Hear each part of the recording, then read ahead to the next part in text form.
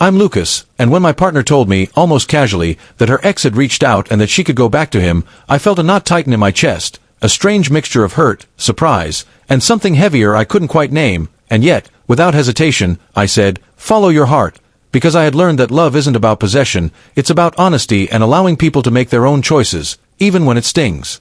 The conversation happened late one evening, after we had spent the day together running errands and talking about plans. The ordinary rhythm of life suddenly shattered by a single revelation that carried the weight of years and memories I didn't even know she still held. Her tone was calm, almost neutral, but the words themselves carried history. The kind that whispers about unfinished chapters, lingering feelings, and the parts of someone's past that can resurface at the most inconvenient moments. I listened, quietly at first, letting her speak, letting her reveal her thoughts, knowing that my immediate reaction would set the tone for everything that followed. My mind raced, replaying our relationship, every compromise, every late-night conversation, every instance where I had trusted her heart, and I realized just how fragile security can feel when faced with the possibility of someone else. Even as the hurt pressed against me, I reminded myself that love, true love, is not about control. It is about understanding, about creating space for honesty, and about holding nothing back even when the truth is uncomfortable. When I said, "Follow your heart," it was not resignation, nor was it weakness. It was a choice to respect her autonomy, to honor her feelings, and to acknowledge that if her heart still carried echoes of the past, I could not force them away with words, fear, or even my own attachment. What surprised me most, as she paused to look at me, was the mixture of relief, confusion, and gratitude in her eyes. A quiet recognition that she hadn't expected such calm in response, that she might have anticipated anger, jealousy, or a fight instead.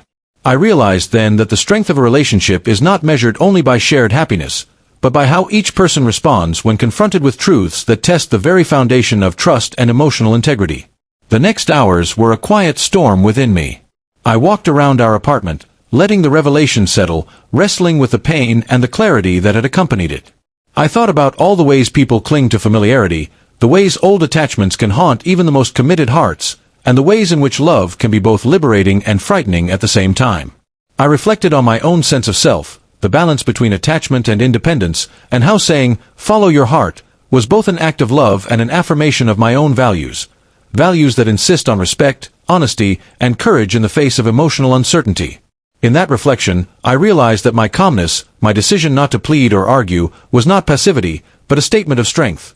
The acknowledgement that some choices cannot be forced, some hearts cannot be coerced, and sometimes the deepest form of love is to allow someone to choose freely, even if it means facing the possibility of loss.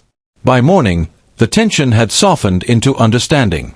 She looked at me with a mix of admiration and lingering uncertainty, the kind of quiet glance that carries more meaning than words ever could. We spoke at length, unpacking her emotions, my emotions, and the reality of what the ex's message represented. Not an ultimatum, but a challenge to examine the truth of her current feelings and the depth of her commitment to our relationship. The conversation was raw, honest, and, at times, uncomfortable, but it revealed a level of openness that had been absent in previous disagreements.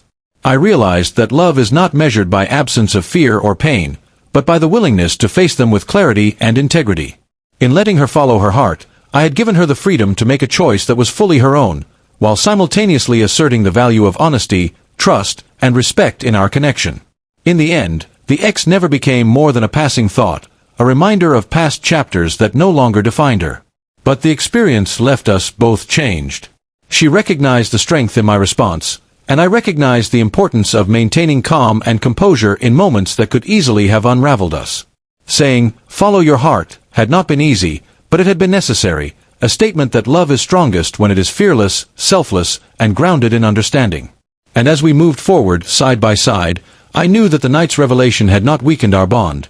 Instead, it had forged it in honesty, respect, and the kind of courage that transforms ordinary love into something enduring, resilient, and profoundly real.